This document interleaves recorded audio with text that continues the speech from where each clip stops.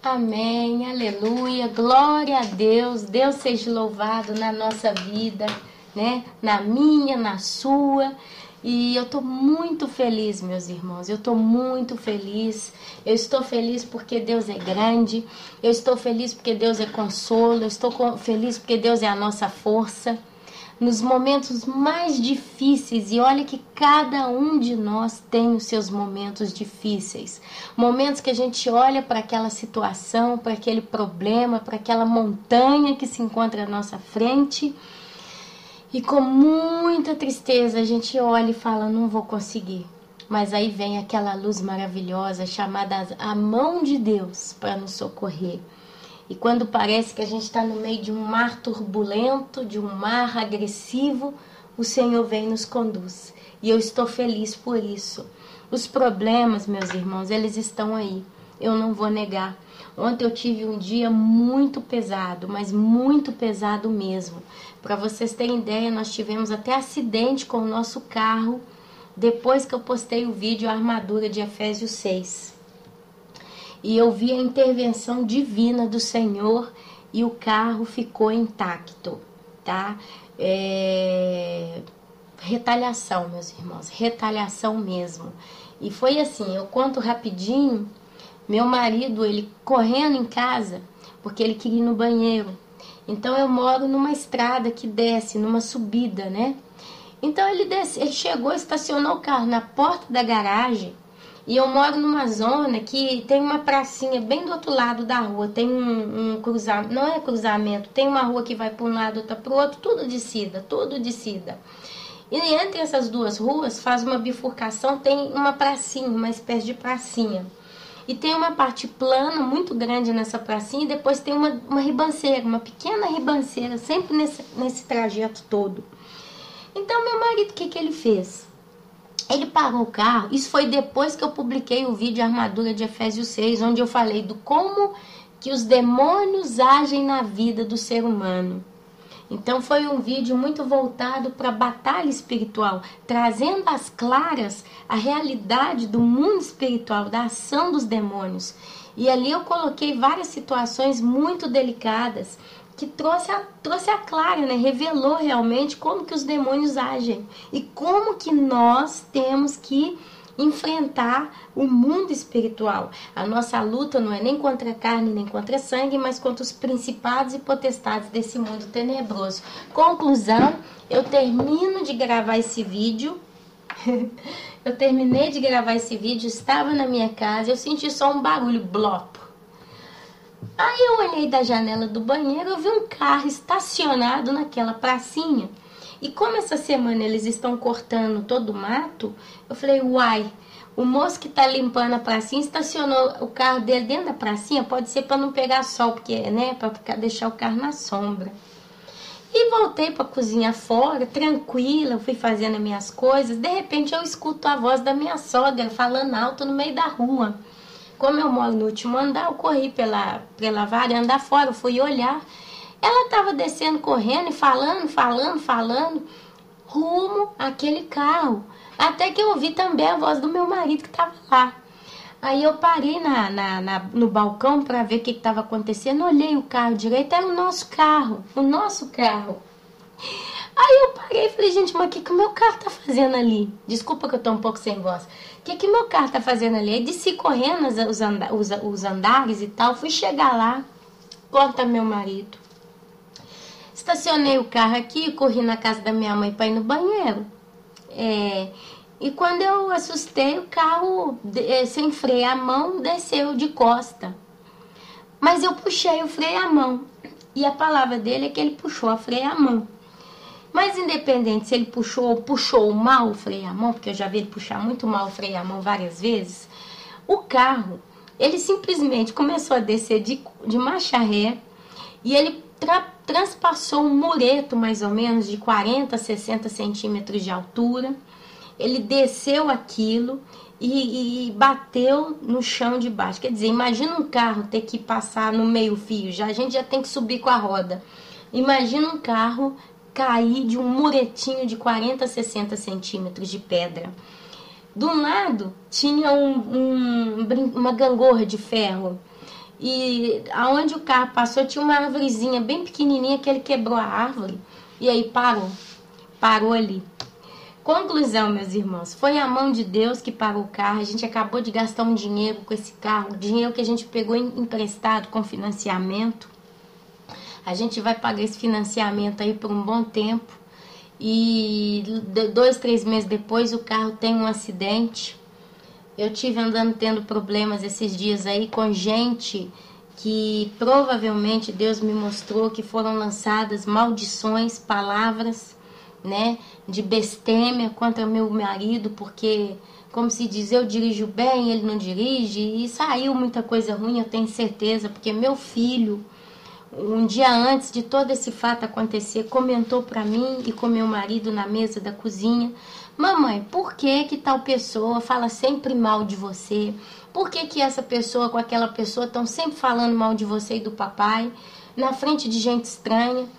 E então, assim, Deus me mostrou claramente que tem blasfêmia, tem olho ruim, né, vamos dizer assim, e foi realmente um ataque direto das trevas.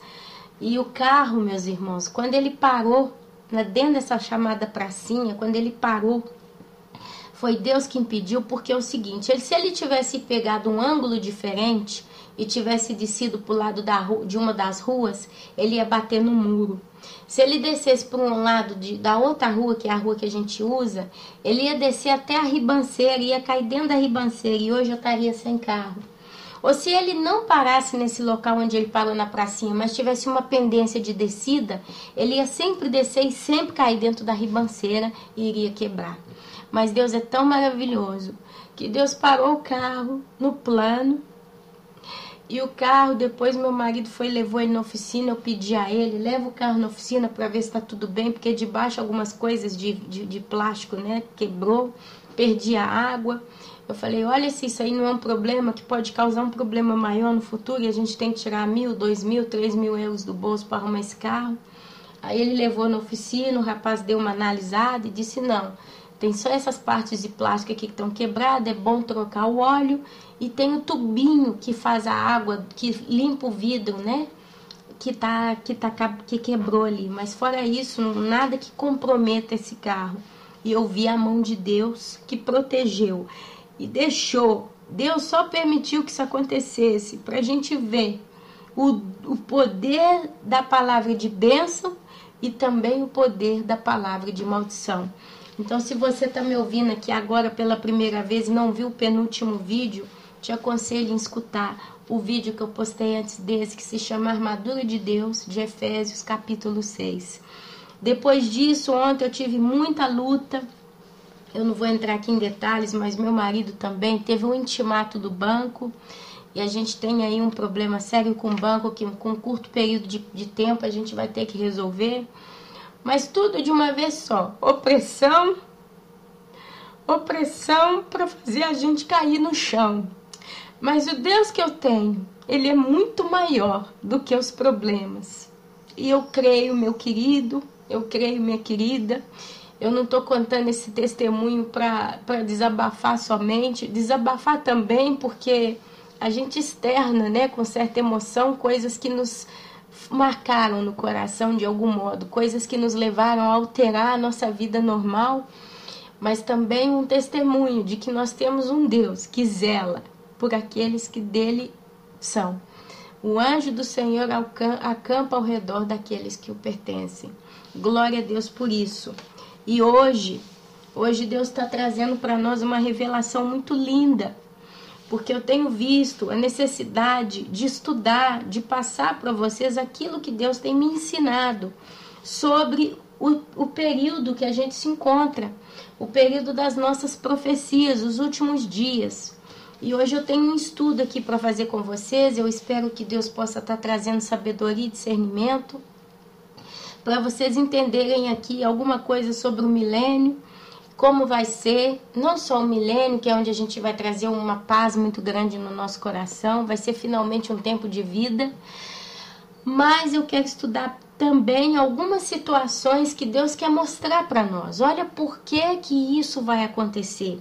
Olha por que coisa tal vai se levantar contra tal povo, contra planeta Terra, contra um grupo de pessoas.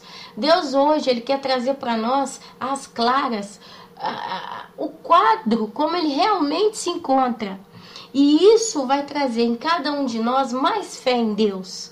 Porque a fé, ela vem pelo ouvir, e ouvir a palavra de Deus. Se eu tenho uma amizade, no primeiro momento que eu tenho aquele amigo ou aquela amiga, no primeiro dia quando eu conheço aquela pessoa, eu não vou de uma vez só abrir toda a minha vida para ela e confiar nela e esperar dela que sabe alguma coisa e saber até que ponto eu posso contar com ela. Mas com o passar dos dias, com o passar do tempo com aquela pessoa, as experiências, passam-se os meses, passam-se os anos, mano a mano que o tempo passa, chega um período que você olha para trás e já não olha aquela pessoa mais como um conhecido, um colega, uma presença de primeira vista, mas você olha como um amigo. Essa aqui é minha amiga já há mais de 40 anos. Essa aqui é minha amiga já de uma vida inteira. Eu sou amiga dela, ela é minha amiga, ela lava minha mão, eu lavo a mão dela, é uma pela outra. E Deus tem abençoado, principalmente quando tem Deus no meio de verdade. Então chega um ponto que você sabe até que ponto você pode contar com aquela pessoa. Existem amizades no mundo que tem pessoas que dizem, às vezes um amigo é melhor do que um irmão.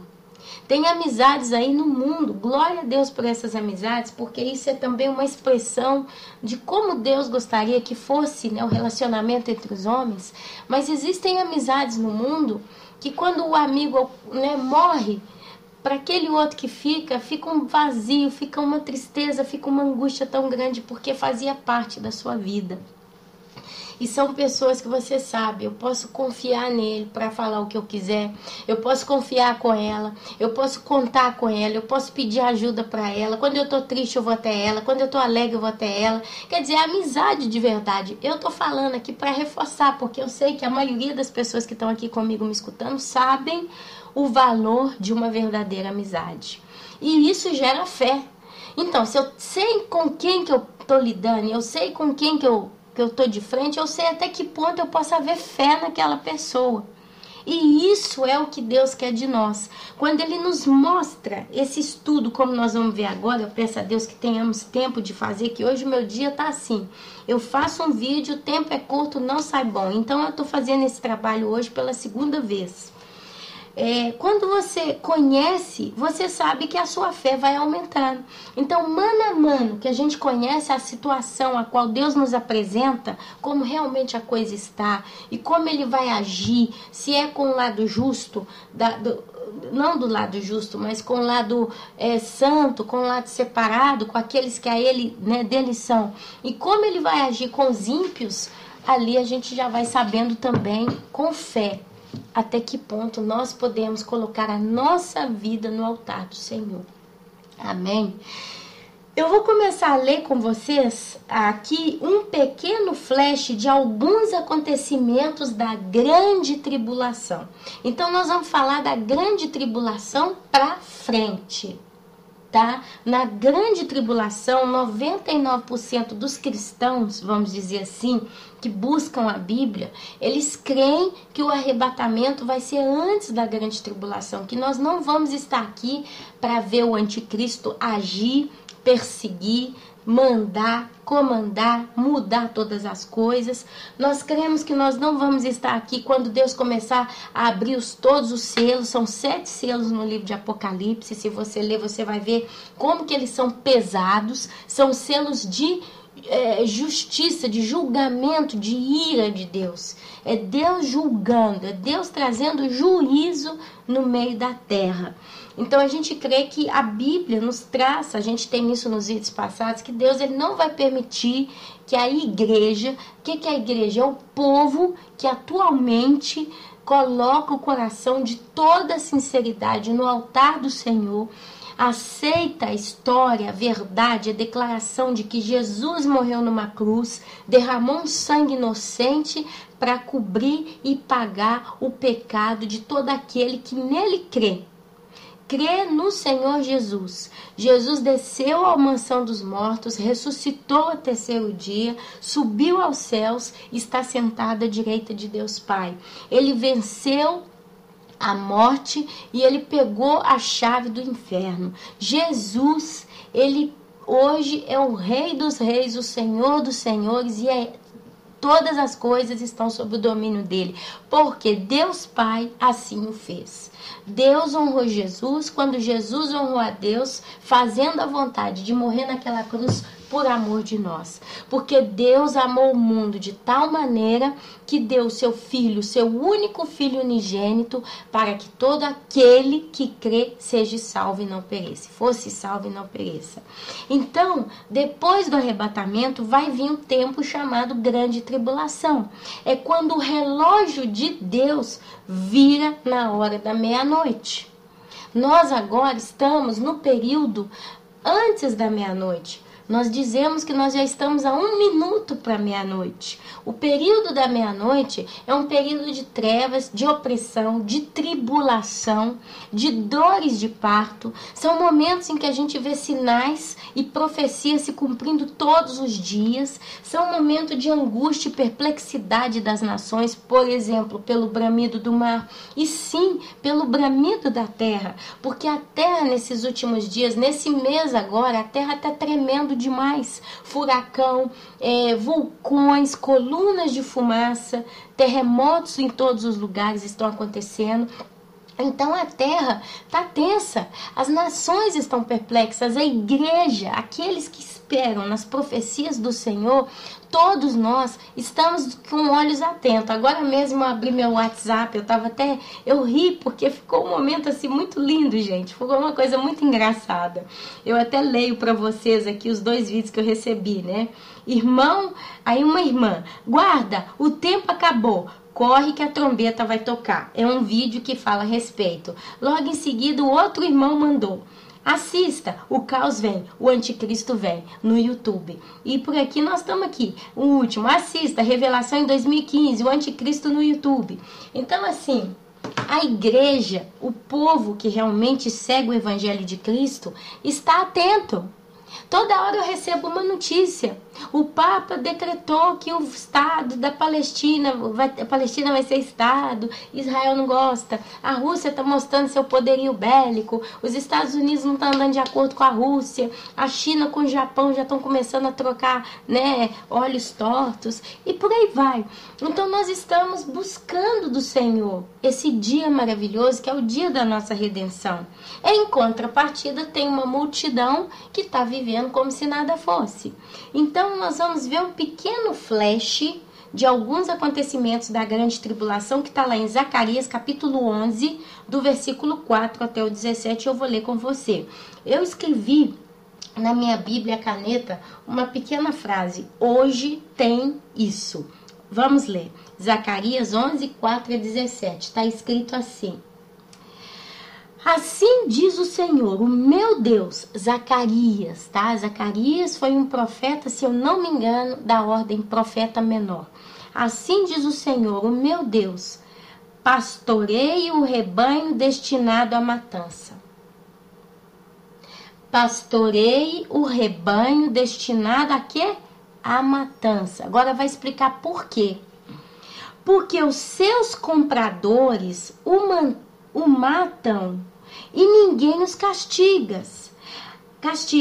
Aqueles que o vendem dizem: bendito seja o Senhor, estou rico. Nem os próprios pastores poupam o rebanho. Por isso, não pouparei mais os habitantes desta terra, diz o Senhor. Entregarei cada um ao seu próximo e ao seu rei. Eles acabarão com a terra e eu não livrarei ninguém das suas mãos. Olha, são 6 capítulos tão profundos. Aqui daria um sermão inteiro para um pastor. Mas eu vou tentar falar um pouquinho sem alongar muito o assunto. Assim diz o Senhor, meu Deus: pastorei o rebanho destinado à matança. Conclusão: existe no planeta Terra, nesse caso aqui, a nível profético, nos dias de hoje, um chamado rebanho destinado à matança. Destinado é sentenciado, é uma coisa que já vai acontecer, eles vão para a matança. E aqui diz por quê? porque os seus compradores o matam e ninguém castiga. Quem seria ou quais seriam os compradores desse rebanho? Aqueles que o vendem dizem: bendito seja o Senhor, estou rico. Hoje, qual é aquele que tem um rebanho e que antes de vender aquele rebanho diz: bendito seja o Senhor? Será que isso não traz à nossa memória, à nossa análise, algum grupo de pessoas? E aqui o título desse texto todo é Dois Pastores. Quer dizer, então nós estamos falando aqui de uma eclésia, de uma igreja, de um pastor, de um líder que vende esse rebanho que já é destinado à matança e diz: bendito seja o Senhor, estou rico. Se você olha hoje a igreja apóstata, qual é a condição dessa igreja? Ela tem um rebanho, chamado rebanho destinado à matança. Por quê? Porque se você vai falar a verdade para uma dessas pessoas ou uma dessas ovelhas, elas têm comichão no ouvido e elas vão de um lado para o outro buscando satisfazer a paixão da sua carne. Elas estão buscando pregadores que destilam para elas palavras que cocem o ego delas. E elas são vendidas por esses pastores que, uma vez que as depenam, né? No caso a ovelha tem pelo, então tira o pelo delas, eles a vendem. Para quem que eles estão vendendo essas ovelhas, meus irmãos? Basta você ver atrás do que as ovelhas apostatadas hoje estão atrás. Pergunta, a Bíblia diz: ajunte tesouro no céu, onde a prata e o ouro, a traça e falam outra coisa, não corroem.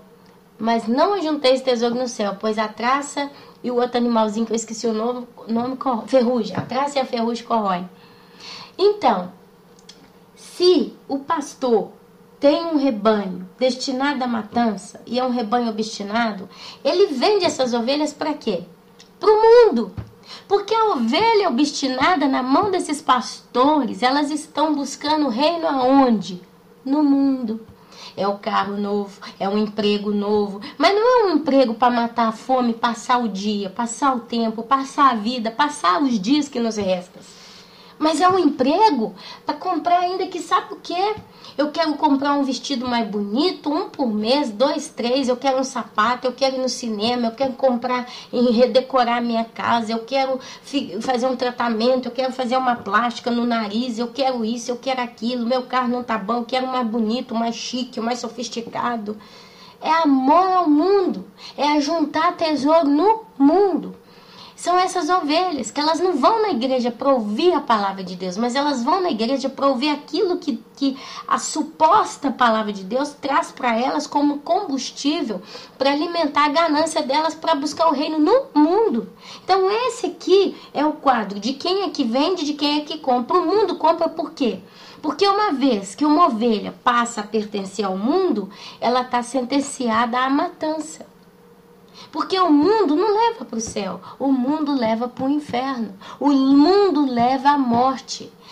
Aqui serve ganhar o mundo inteiro e perder a sua alma.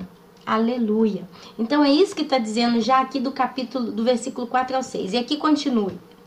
Aqui é Deus falando. Por isso não pouparei mais os habitantes desta terra, diz o Senhor. Entregarei cada um ao seu próximo. Quer dizer, nós hoje vemos o quê? Pai matando filho, filho matando mãe, violência dentro da igreja, violência fora da igreja, violência em todas as partes, divórcio, adultério, roubo, estelionato, mentira, prostituição, todo tipo de bagunça. E ao seu rei. Entregará a quem? Ao seu rei. Aqui entrou um discurso de rei. Aqui no caso já começa a puxar a nossa orelha para quem seria esse suposto rei. Porque o rei, o mundo tem um rei. O mundo que jaz no maligno, ele tem um rei. Na Bíblia não é considerado rei exatamente, mas o príncipe deste mundo. E Deus está falando que vai entregar os habitantes da terra na mão desse rei. Eles falam também, eles acabarão com a terra e eu não livrarei ninguém das suas mãos. Atualmente nós estamos vendo o que, meus irmãos? Rastros químicos, a ARP, Bluebeam. Nós estamos vendo as indústrias que estão poluindo os rios, as águas dos mares, a terra, animais em extinção. Hoje a gente vê o mundo sendo destruído por causa da ganância do homem. Então eles estão acabando com as reservas minerais do planeta. Eles estão acabando, destruindo com as reservas florestais. Então está corrompendo o equilíbrio natural do clima do planeta. E por aí vai. São histórias que nós já sabemos, de torta direita. Chegou até no espaço. A bagunça do homem chegou até no espaço. Então a Bíblia fala que Deus ele não vai livrar ninguém dessas mãos, das suas mãos. E aqui continua. Eu me tornei pastor do rebanho destinado à matança. Os oprimidos do rebanho, porque o povo que está na mão do pastor destinado à matança, eles são oprimidos. Olha, destinado à matança, os oprimidos do rebanho. Então, peguei 2 varas e chamei a uma favor e a outra união. Favor e a outra união. E com elas pastoreei o rebanho.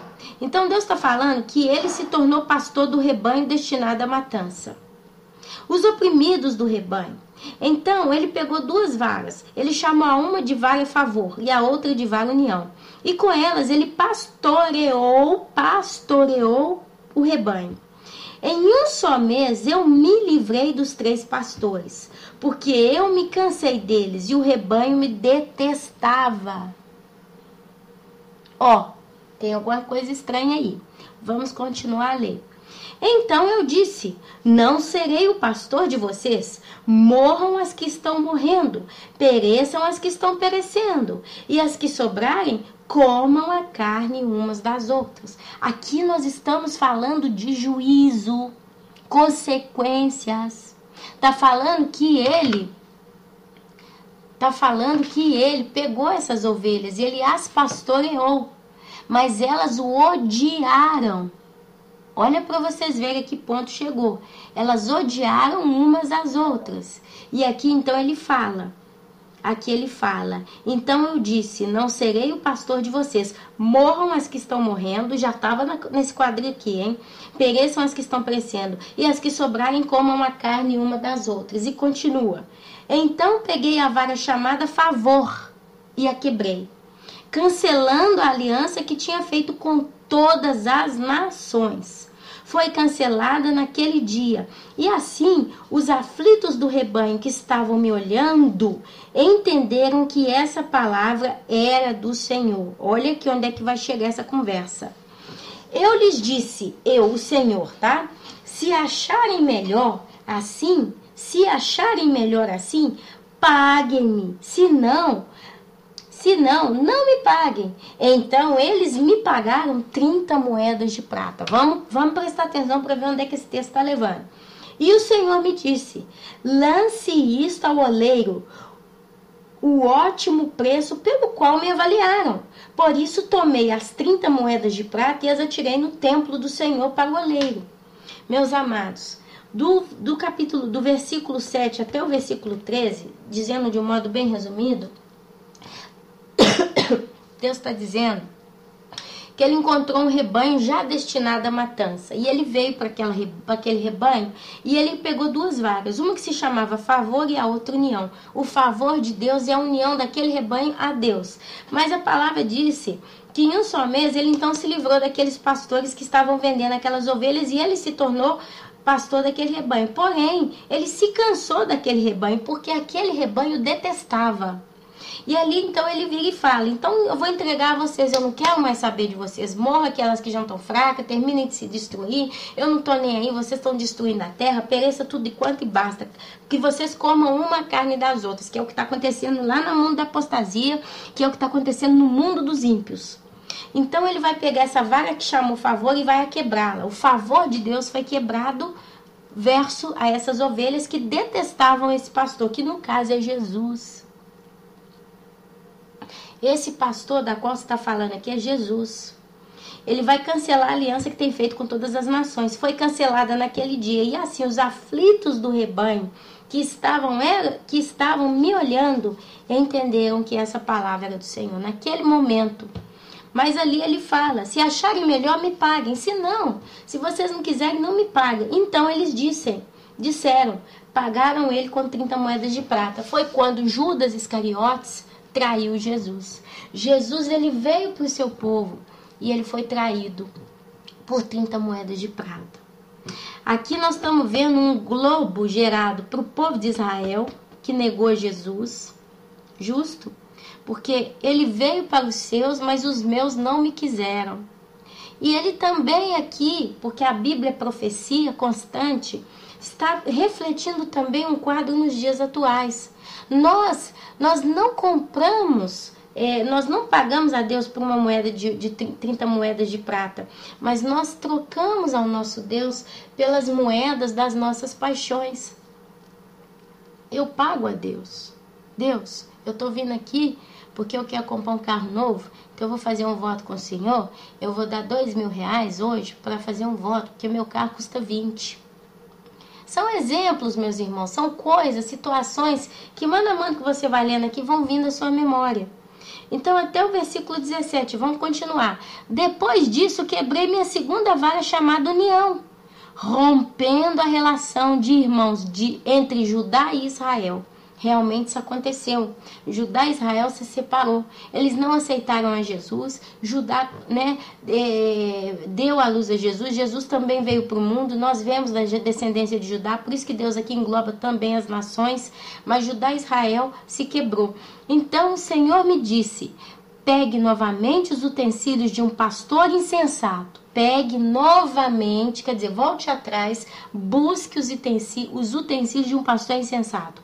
Porque levantarei nesta terra um pastor que não se preocupará com as ovelhas perdidas.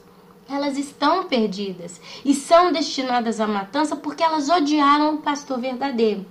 Nem procurará a que está solta, nem curará a machucada, nem alimentará as sadias. Quer dizer, existem ovelhas já sadias no meio de um rebanho destinado à matança.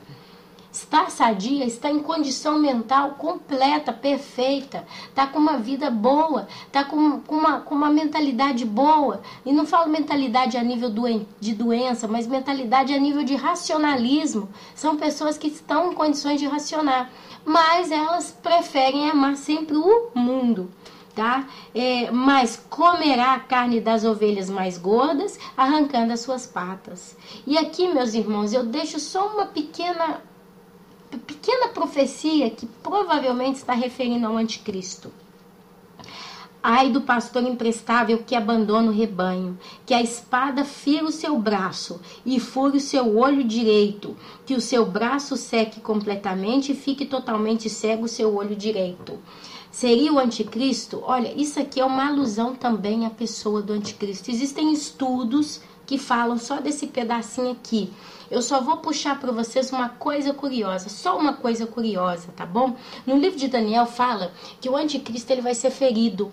E, se eu não me engano, fala que ele vai ser ferido no olho direito e parece que ele vai ter realmente um problema no braço, tá? E só para fechar, porque eu não quero entrar muito nesse assunto, que não me convém entrar numa coisa que eu não tenho um entendimento profundo para estar aqui destrinchando o abacaxi com vocês, basta vocês olharem a ordem dos Illuminatis. Eles estão sempre tampando o olho direito.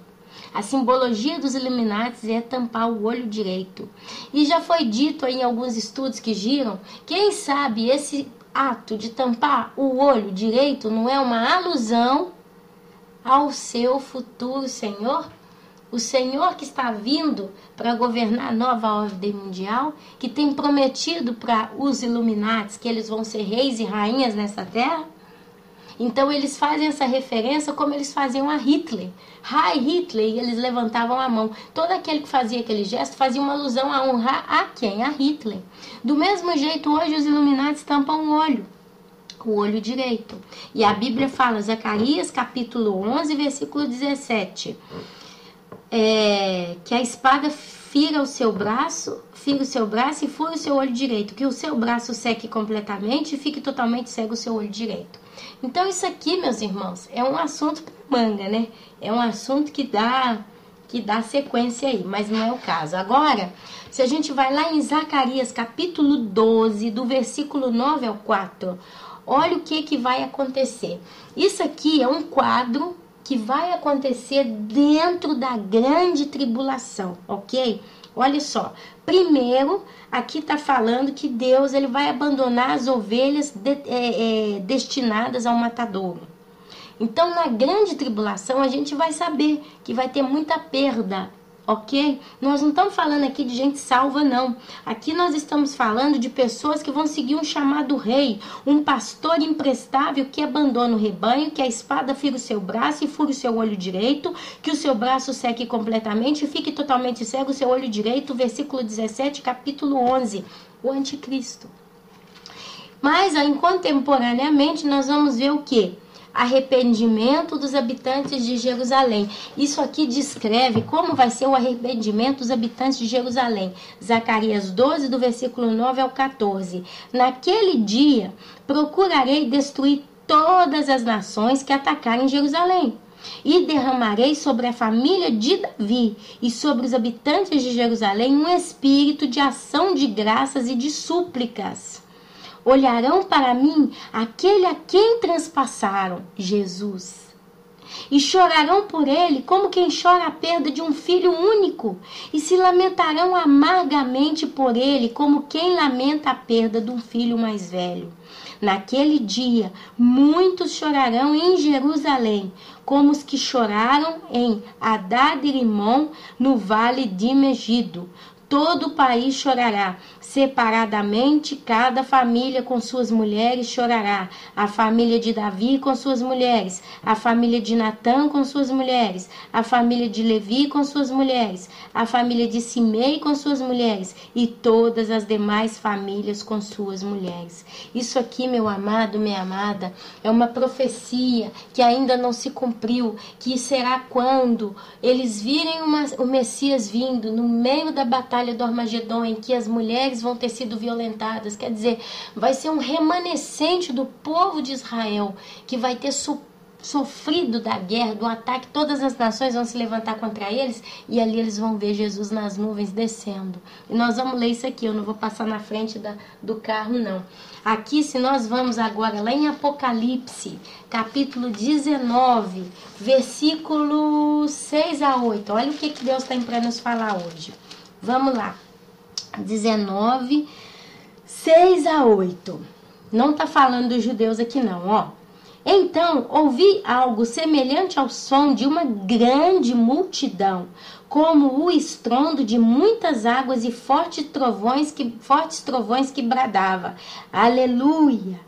Pois reina o Senhor, o nosso Deus, o Todo-Poderoso. Regozijemo-nos, vamos alegrar-nos e dar-lhe glória, pois chegou a hora do casamento do Cordeiro, e a sua noiva já se aprontou. Para vestir-se foi-lhe dado linho fino, brilhante e puro. O linho fino são os atos justos dos santos. Aqui nós estamos vendo claramente falar sobre a igreja arrebatada. Ela vai ser vestida de linho fino e puro, que são os atos justos dos santos. E aqui é o que? A hora do casamento do Cordeiro. O Cordeiro de Deus é Jesus. E aqui a gente pula já para Apocalipse, sempre capítulo 19, do versículo 17. 11 a 16. Jesus e o seu exército. É uma descrição. Depois desse casamento, olha. Vi os céus abertos e diante de mim um cavalo branco, cujo cavaleiro se chamava Fiel e Verdadeiro. Ele julga e guerreia com justiça. Seus olhos são como chamas de fogo, e a sua boca há muitas coroas, e sua cabeça, e sua cabeça há muitas coroas, e um nome que só ele conhece, e ninguém mais. Está vestido com um manto tingido de sangue, que são o sangue dos mártires, né? E o seu nome é Palavra de Deus. O seu nome é Palavra de Deus. Os exércitos dos céus o seguiam, vestidos de linho fino, branco e puro. Por isso também que diz que Deus arrebata a igreja antes da grande tribulação, porque ela também vai descer na terra para combater no dia do Armagedon, exatamente com Jesus. e montados em cavalos brancos. De sua boca sai uma espada afiada, com a qual ferirá as nações. Ele as governará com cetro de ferro. Ele pisa o largar do vinho do furor da ira de Deus Todo-Poderoso. E em seu manto e em sua coxa está escrito este nome: Rei dos Reis e Senhor dos Senhores. Isso também está lá no Salmo 110. E agora a gente vai lá em Zacarias capítulo 14. Glória a Deus. Ou 19 e 17. Espera aí que senão eu me embrulho. Diz assim, nós vamos em Apocalipse 19, versículo 17. E depois a gente vai em Zacarias. Olha, Apocalipse 19, 17. Vi um anjo que estava em pé no sol e que clamava em alta voz a todas as aves que voavam pelo meio do céu. Esse anjo dizia: venham, reúnam-se para o grande banquete de Deus, para comerem carne de reis, generais e poderosos, carne de cavalos e seus cavaleiros, carne de todos, livres e escravos, pequenos e grandes.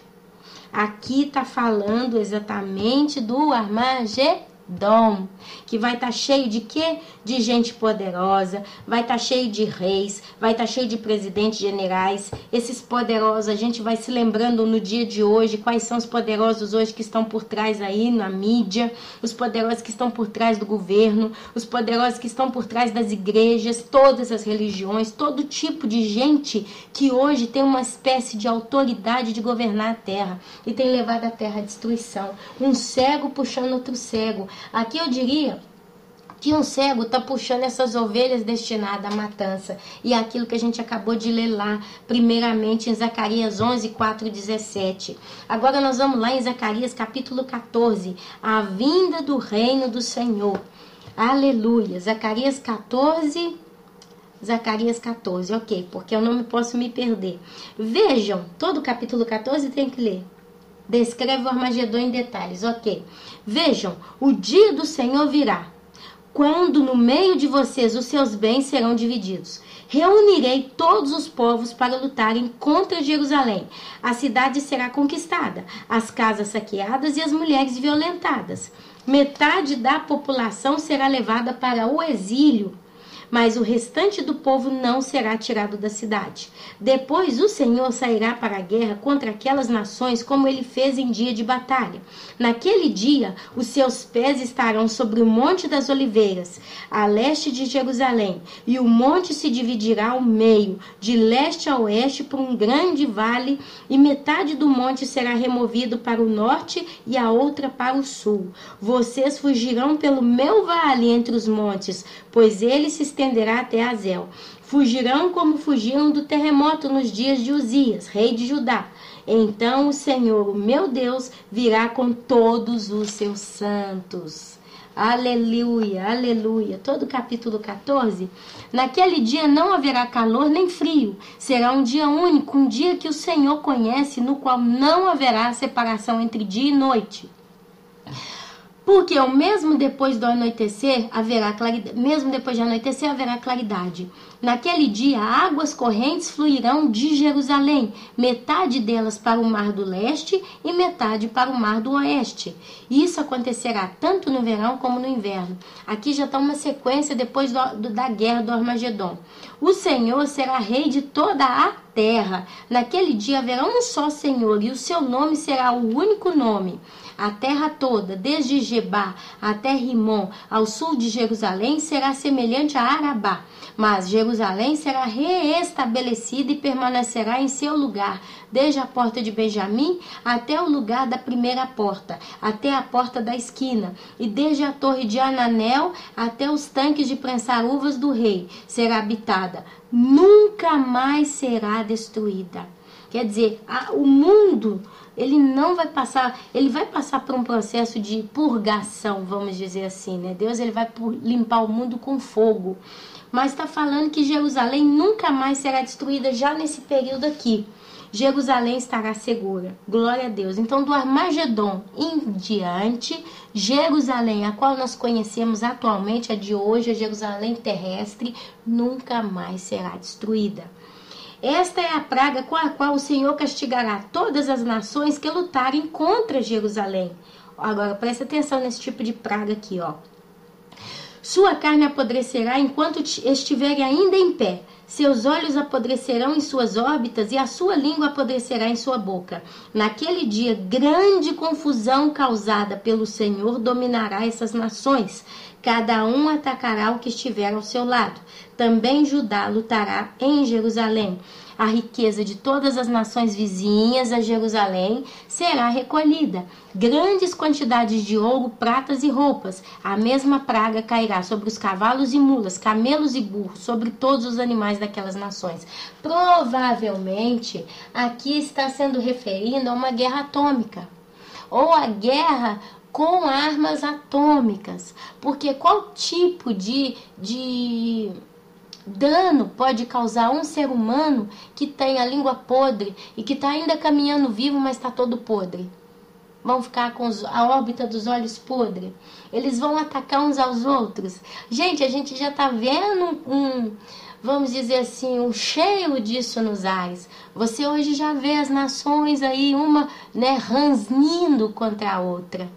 E ao mesmo tempo todas estão querendo se unir em um só objetivo. Você vê Israel num pedacinho de terra cercada por inimigos gigantes. E a Bíblia diz que não vai sobrar ninguém. Israel vai recolher todos os despojos. Olha que tem nação muito rica ali perto de Israel, hein? Eu não vou pegar o mapa aqui e começar a olhar, mas só para vocês terem uma ideia do que Deus está falando. Então, os sobreviventes de todas as nações que atacaram Jerusalém, os sobreviventes, está falando que vai ter sobrevivente aqui no período do Armagedon. Gente, imagina uma nação como o Brasil, que se une a nações aí como o Irã da vida, né? E manda os soldados brasileiros a combater contra Jerusalém no dia do Armagedon. Quer dizer, depois de todas as catástrofes, depois da marca da besta, depois de tudo que vai acontecer, vai ter um grupo de pessoas que vão sobreviver no Brasil. E não são santos. E a Bíblia fala que todos os sobreviventes das nações que atacaram Jerusalém subirão, ano após ano, para adorar o Rei, o Senhor dos Exércitos, o próprio Jesus em pessoa, para celebrar a festa das cabanas. A festa das cabanas também é considerada como festa dos tabernáculos ou Sucote.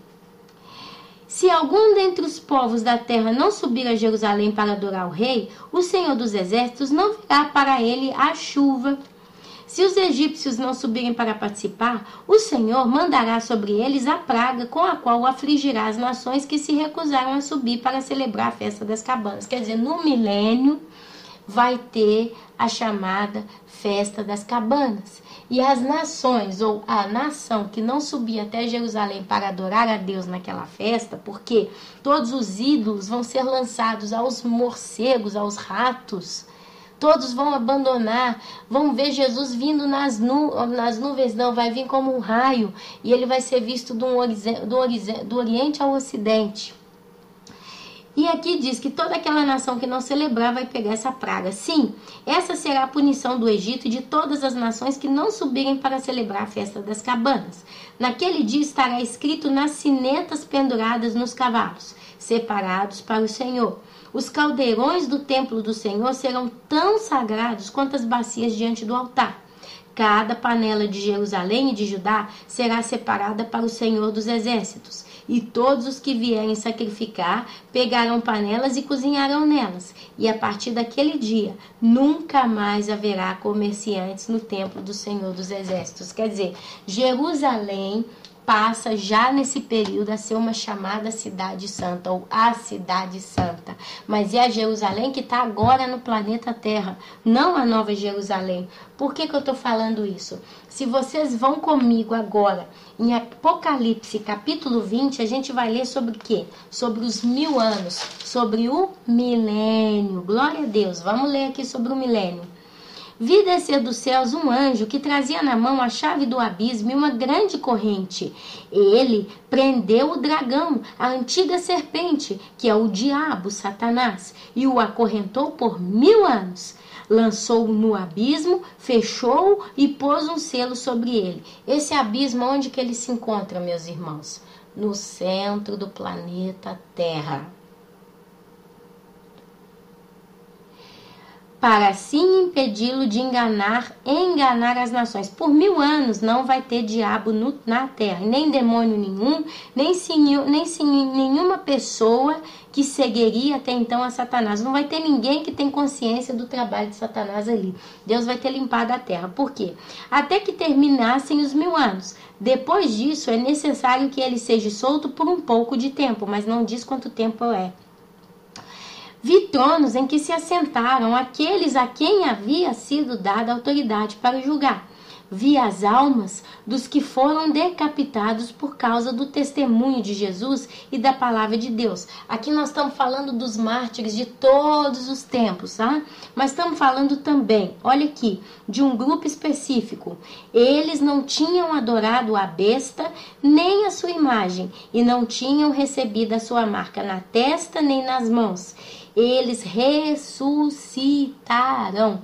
Na grande tribulação, os santos que vão ser salvos vão ser perseguidos pelo anticristo e eles vão ser decapitados por não quererem aceitar a marca da besta. E eles vão ressuscitar no milênio. Conclusão: quem for ser salvo na grande tribulação para ir para o céu vai morrer na terra. E vai ser terrível a perseguição do anticristo aos chamados cristãos. Eu nem chamaria mais de cristãos, mas os chamariam de santos da grande tribulação. Não pense que eles vão pegar uma pessoa, aceita Jesus? Nega Jesus? Não. Nega Jesus? Não. Nega Jesus? Não. Ok, pega ele, pega uma guilhotina, põe ele de joelho e pum, corta o pescoço. Não.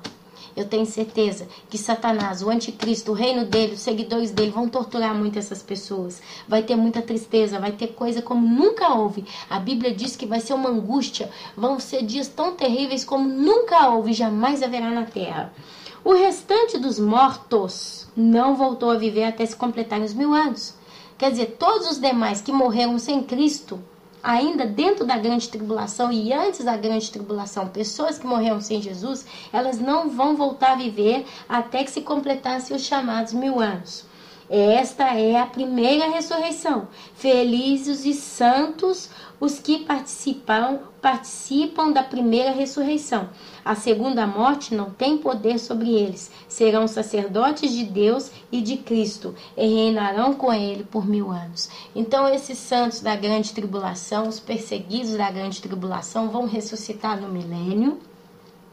E eles vão governar com Cristo por 1000 anos. Deus vai dar para eles esse gostinho. Não sei depois de 1000 anos como vai ser o caso desse grupo de pessoas, mas a Bíblia fala que eles vão reinar com Cristo por 1000 anos. Depois você vai ver sobre o que? A destruição de Satanás. Por quê? Quando terminarem os 1000 anos, Satanás será solto da sua prisão, do abismo, e sairá para enganar de novo as nações que estão nos 4 cantos da terra. Porque em 1000 anos essa terra vai crescer novamente. E aqui essas nações são chamadas, nesses rebeldes que vão vir seguindo Satanás, são chamados novamente Gog e Magog, a fim de reuni-las para a batalha. Seu número é como a areia do mar.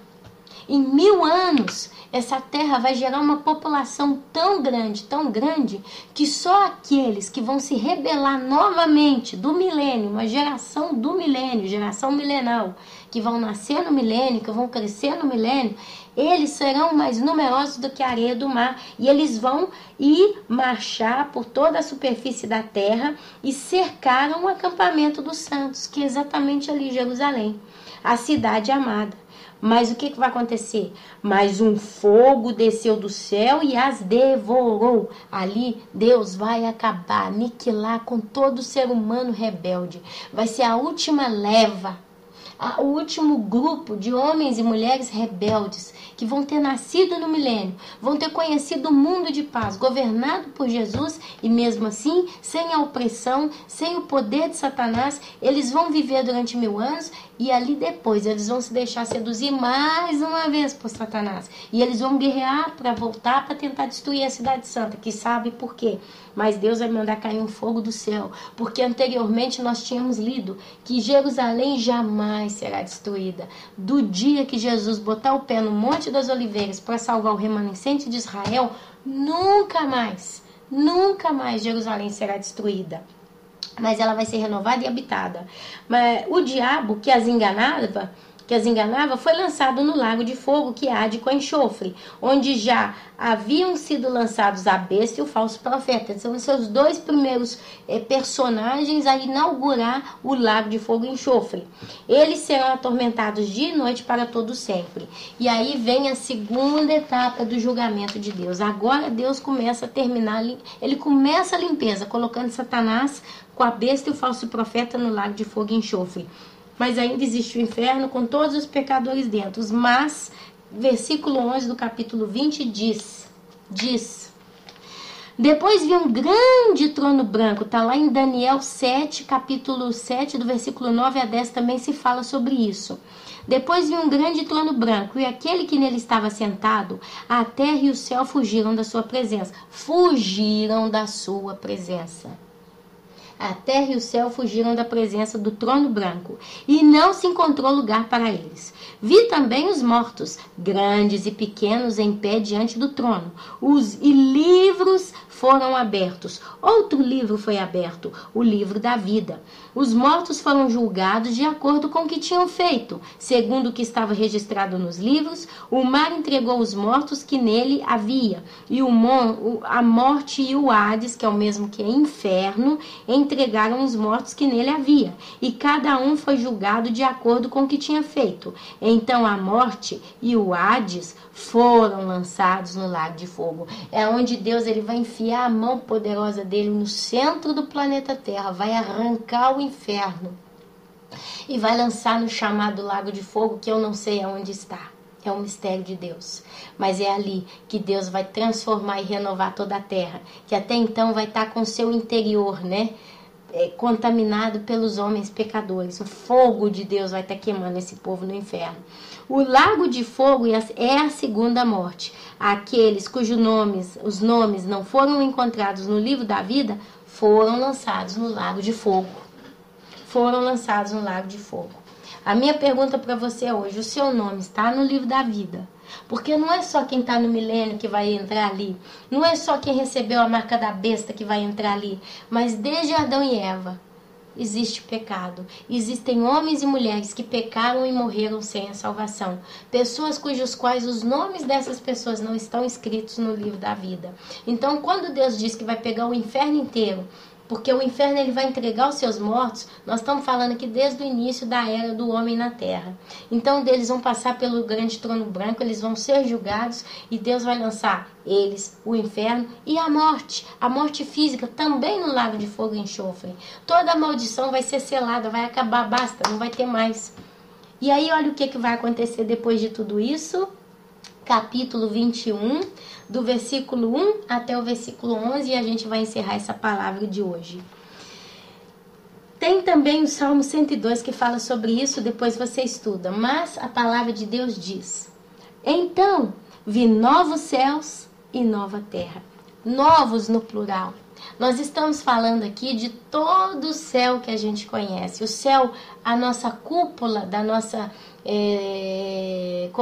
atmosfera terrestre e o universo, as estrelas, os planetas, as galáxias. Tudo se fará novo. Porque se você vai lá antes no livro de Apocalipse, tem momentos que vão dizer que os elementos vão se desfazer pelo calor do fogo. Os elementos que estão no céu. A Bíblia fala que vai ter chuva, vai cair estrelas. A Bíblia fala que o céu ele vai se desenrolar como um pergaminho. Quer dizer, o juízo de Deus ele vai ser a nível universal. Mas aqui a Bíblia fala: vi novos céus e nova terra. A Terra, independente do que Deus criar daqui para lá, né, fora do nosso sistema solar ou dentro do sistema solar, não sei como Deus vai formar todas as novas coisas, mas a Terra é uma coisa única de Deus. A Terra é o local que Deus vai escolher para viver em meio dos homens. E a gente vai ver isso aqui ainda na sequência. Olha aqui. 21 de Apocalipse, capítulo 21 de Apocalipse, 1 a 11. Então vi novos céus e nova terra, pois o primeiro céu e a primeira terra tinham passado, e o mar já não existia. Vi a cidade santa, a nova Jerusalém, que descia dos céus da parte de Deus. É aqui que essa nova Jerusalém, que a Bíblia explica que ela vai ser toda feita de pedras preciosas, ruas de ouro, toda gloriosa, é aqui que ela vai então descer dos céus. Ela não vai descer antes do julgamento do trono branco. Então, até então, a Jerusalém que prevalecerá é a Jerusalém que nós conhecemos agora. É nessa Jerusalém que está aqui agora, no planeta Terra, lá agora deve ser, não sei, aqui é 3h33, acho que lá é 2 horas a mais, ou 1 hora, lá está quase 5 horas da tarde agora. É essa Jerusalém que Jesus vai reestruturar e vai fazer um milênio nela. E dela vão jorrar águas que vão restaurar o planeta dentro do milênio, para que uma nova população repopulie o milênio. Mas continua. Ouvi uma forte voz que vinha do trono e dizia: agora o tabernáculo de Deus está com os homens, com os quais ele viverá. Eles serão seus povos, os seus povos, não o seu povo, mas os seus povos. O próprio Deus, não Jesus, aqui está falando do Deus Pai. O próprio Deus estará com eles e será o seu Deus. Ele enxugará dos olhos toda lágrima, não haverá mais morte, nem tristeza, nem choro, nem dor, pois a antiga ordem já passou. Aquele que estava assentado no trono disse: estou fazendo novas todas as coisas. Aqui nós vamos ver Jesus, nós vamos ver Deus vivendo entre os homens. E acrescentou: escreva isto, pois essas palavras são verdadeiras e dignas de confiança. Disse-me ainda: está feito. Eu sou o alfa e o ômega, o princípio e o fim. A quem tiver sede, darei de beber gratuitamente da fonte da água da vida. O vencedor herdará tudo isto, tudo aquilo que ele vai construir, todas as coisas novas que ele vai fazer. Nem olhos viram, nem ouvidos ouviram, nem jamais chegou ao coração do homem aquilo que Deus tem preparado para aqueles que o amam. Então o vencedor herdará tudo isto, e eu serei seu Deus, e ele será meu filho. Mas os covardes, os incrédulos, os depravados, os assassinos, os que cometem imoralidade sexual, os que praticam feitiçaria, os idólatras e todos os mentirosos, o lugar deles será no lago de fogo que arde com enxofre. Esta é a segunda morte. Um dos 7 anjos que tinham, não tem mais, ele vai ter já derramado as 7 taças, né? Então, um dos 7 anjos que tinham as 7 taças cheias das últimas 7 pragas, aproximou-me e disse, quer dizer, vai ter sido já executado tudo isso, e um daqueles anjos vai se aproximar de João, porque é ele que escreve, né, o livro de Apocalipse, e disse: venha, eu lhe mostrarei a noiva, a esposa do Cordeiro, que somos nós, meus irmãos. Ele me levou no espírito a um grande alto monte e mostrou-me a cidade santa, Jerusalém, que descia dos céus da parte de Deus. Ela resplandecia com a glória de Deus, e o seu brilho era como de uma joia muito preciosa, como jaspe clara como cristal. Aleluia, aleluia. E aqui começa a descrição de todas as coisas que Deus vai estar fazendo nessa época aqui. Na época quando Deus restaurar todas as coisas, aleluia. Essa noiva, essa nova Jerusalém vai descer, e eu creio que somos nós também, porque a Bíblia fala que Jesus declara, aonde ele for, ele vai estar conosco para todo sempre. Nós vamos estar com ele sempre, aonde ele for.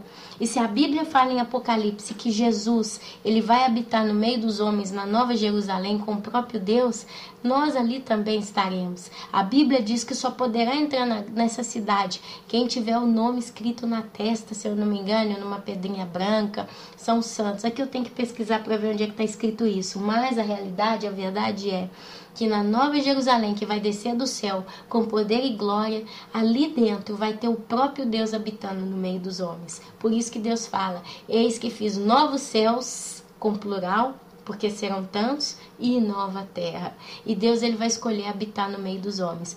E o terceiro céu, será que Deus não vai habitar mais não?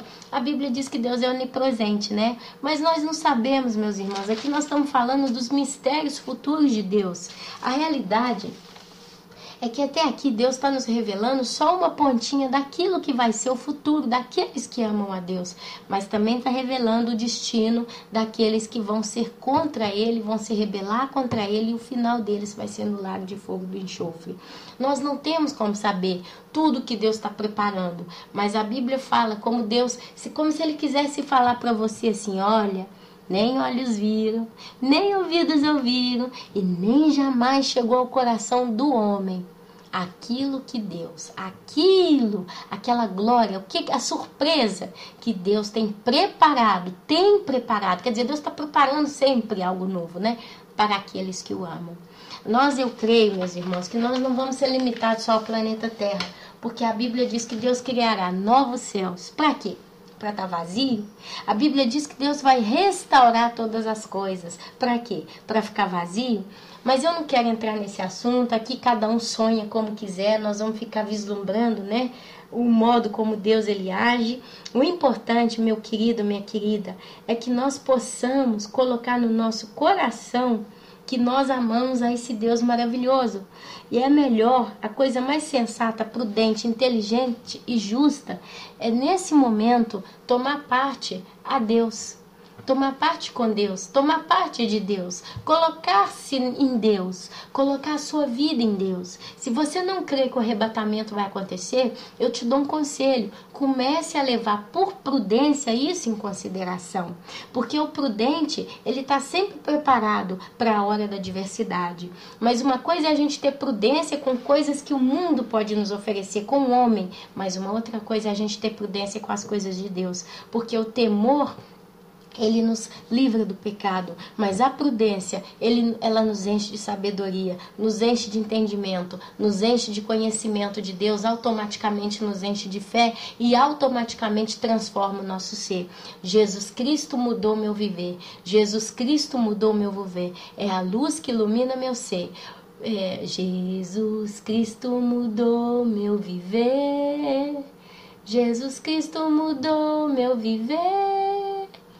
É a luz que ilumina meu ser, pois Jesus Cristo mudou meu viver. Eu tô sem voz, eu nem canto, né? Mas aí fala: diferente hoje é o meu coração, diferente hoje é o meu coração. Cristo deu-me paz e perdão, sim, diferente hoje é o meu coração. É linda, meu Deus, é linda essa canção. Meu querido, não vale a pena amar o mundo. O mundo é bonito se você tem uma vida boa, se você não tem problemas, se você tem uma bela esposa, ou se você tem um belo marido, se você tem filhos saudáveis, inteligentes, obedientes, que te honram, que honram o seu marido, se você tem uma bela casa, e eu sei que tem muita gente que tem casas lindas, lindas e lindas, que para construir foram anos de sacrifício, ou talvez não, você vem de berço de ouro, você tem um carro importado, perfumado, a coisa nova, sabe? É lindo, meu irmão, é lindo, minha irmã. Você gosta de boa música, você pode dizer: mas eu não ouço música ruim, eu ouço músicas que são poesias, músicas que falam do amor verdadeiro, músicas que falam de coisas construtivas. Você pode amar tantas coisas nessa terra. Eu gosto de pescar, eu gosto de jardinagem, eu gosto de construir. O meu trabalho é abençoar o próximo, eu ajudo as pessoas no meu trabalho, eu faço um trabalho digno, justo, reto e honesto. Eu salvo vidas, eu sou um médico, eu sou uma médica, um cirurgião, eu sou um juiz, mas eu não sou um juiz corrupto, eu sou um juiz honesto, eu julgo a causa do justo. Mas eu amo meu emprego, eu amo tudo que eu faço. Eu amo chegar em casa, estar com a minha família ao redor da minha mesa. Eu tenho saúde, eu faço esporte. Meu querido, minha querida, é difícil dizer: vou largar tudo isso, mas não é isso que Deus está pedindo de você. Deus está pedindo que você dê espaço para Ele no seu coração. Sabe como é dar espaço para Ele no seu coração? É passar a observar quem é Deus. É passar a observar a pessoa de Deus. Ah, mas eu sou ateu, eu não ligo para isso não. Ah, mas eu já faço umas rezinhas de vez em quando. Se Deus criou tudo que está ao seu redor, com tanta complexidade, com tanta infinidade, com toda a glória que está à sua frente, se Deus te deu na sua vida a capacidade mental para você chegar onde você chegou, se Deus te deu uma família belíssima, se Deus te deu tanta coisa e tudo que você tem é tanto profundo, né? Você tem o seu jardim, você tem os seus peixes, você tem seus cachorros, você tem seus gatos, você tem seus pássaros. Eu não sei o que você tem na sua vida que reflete a complexidade da natureza. Você não pode deixar de considerar que existe um ser que criou todas essas coisas. E no mundo que jaz no maligno, em que pessoas sofrem injustiça dia após dia, você tem que levar em consideração que houve alguém que te deu uma pausa, te deu uma trégua, te deu uma vida abençoada, te deu uma vida linda.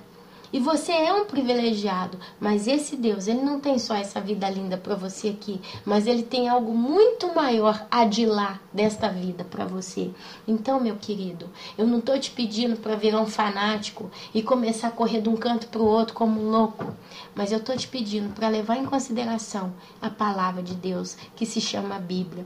Você lê, por exemplo, o Novo Testamento, você lê a história do Êxodo, você lê a história de Moisés, você lê Gênesis, você lê Abacuque, você lê livros como Isaías, você vai encontrando mano a mano que o Espírito Santo te manda textos, histórias, o livro de Esther, o livro de Ruth, a história de Davi. Você vai ver ali um contraste de homem com Deus. E você vai ver aqueles que amaram a Deus, que é aquilo que hoje nós estamos aqui pedindo a você para levar em consideração. Contra o contraste daqueles que foram contra a justiça de Deus, que simplesmente não quiseram seguir os bons conselhos de Deus. Deus, ele deixou tudo para que o mundo fosse um mundo que funcionasse, mas infelizmente nós quisemos fazer do nosso modo. O mundo jaz no maligno. Você hoje pode se sentir em segurança, mas essa segurança, meus irmãos, essa segurança, meu querido, ela não depende de você. Essa noite podem pedir a sua alma. Tem o texto que fala assim: tolo, essa noite podem buscar ou pedir a sua alma. Tem um outro texto que diz: do que vale ganhar o mundo inteiro e perder a sua alma. Por isso, meu querido, leve em consideração isso que eu estou falando. Hoje é o tempo da graça. Hoje é o período em que o bom pastor, ele está te chamando, ele está te dizendo: vem comigo, que eu tenho belas veredas para caminhar com você. Escolha Jesus, escolha o sacrifício da cruz, escolha Deus Pai, escolha abrir o seu coração não para um homem, não para uma mulher, não para um pastor, não para um padre, não para um presbítero, mas para o Senhor Jesus no quarto da sua casa, talvez no seu escritório, no seu laboratório, talvez num cantinho do seu jardim, onde você pode se assentar e olhar para as suas flores no fim de tarde ou no início de manhã e falar uma pequena oração. Falar: Senhor Jesus, entra na minha vida. Eu talvez até aqui nunca criei realmente em quem és tu. Eu nunca te conheci. Mas sabe, eu estou vendo que o mundo aqui fora está conturbado. Tem algo estranho acontecendo ao meu redor. E eu quero decidir, pela minha prudência racional, colocar o meu coração nas mãos daquilo que eu não vejo, nas mãos daquele que eu não ouço, nas mãos daquele que eu não posso tocar. Mas é pela fé, por causa dos fatos que eu estou vendo e pela palavra de paz que essa pregação me trouxe, eu quero sim pedir ao Senhor, Espírito Santo, que cuide da minha vida, que cuide de mim, que perdoe os meus pecados, ainda que eu pense que eu sou uma pessoa boa e perfeita, mas a Bíblia diz, porque eu ouvi falar, que não tem nenhum sequer que seja bom e que seja justo. Todos nós pecamos e perecemos, mas carecemos da graça, da glória e da misericórdia de Deus. Por isso, perdoe meus pecados, me resgata dessas trevas, abre os meus olhos, faz com que caia toda a escama, faz com que os meus ouvidos sejam livres para que eu possa ouvir a tua voz, o teu chamado, e o meu coração, que é apaixonado com a minha própria vida, com esse mundo, com as coisas que eu consegui conquistar com tanta dificuldade, que ele possa hoje se abrir para ti por um milagre. Do mesmo jeito que um dia ele se abriu pela minha carreira profissional, se interessou por determinada pessoa e se casei com ela.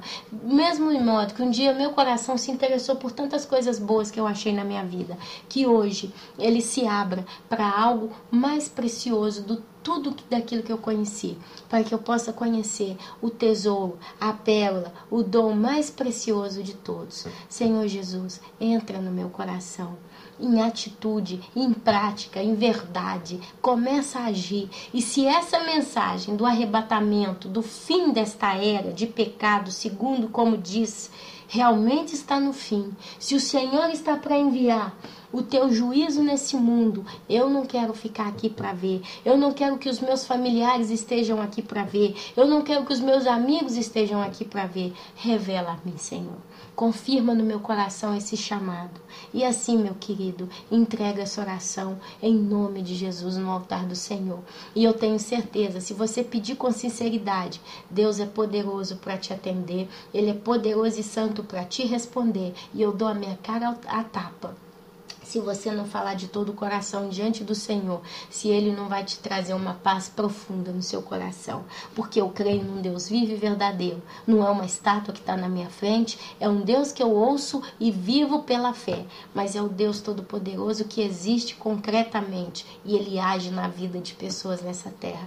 Ele não te destinou para ser uma ovelha para matança, mas nesse momento que você está ouvindo esse vídeo, eu te digo que Ele te destinou para ser uma ovelha, a centésima ovelha que Ele está buscando nesses últimos dias. E Ele está te dizendo, vem comigo, ainda há tempo. Eu tenho tanta coisa linda para te revelar, eu tenho tanto para te amar. Eu só quero que a sua vida seja ainda melhor do que ela já é. E se você está em sofrimento, melhor ainda para você, porque é a sua única esperança de uma vida verdadeiramente justa e feliz. E assim, meus amados irmãos, eu entrego essa oração, eu entrego esse momento precioso que nós tivemos aqui. Eu agradeço a todos pela paciência e que o Senhor Jesus possa estar abençoando a cada um de vocês. Amém, meus amados, meus queridos? Então, que o Senhor Jesus possa estar abençoando. Amém, amém e amém. Aleluia, glória a Deus. Amém.